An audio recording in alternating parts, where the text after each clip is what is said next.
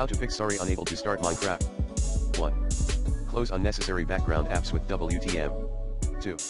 Update GPU drivers using the recommended Avast driver updater in this video guide. 3. Start Minecraft as an administrator. 4. Allow Minecraft through the firewall option. 5.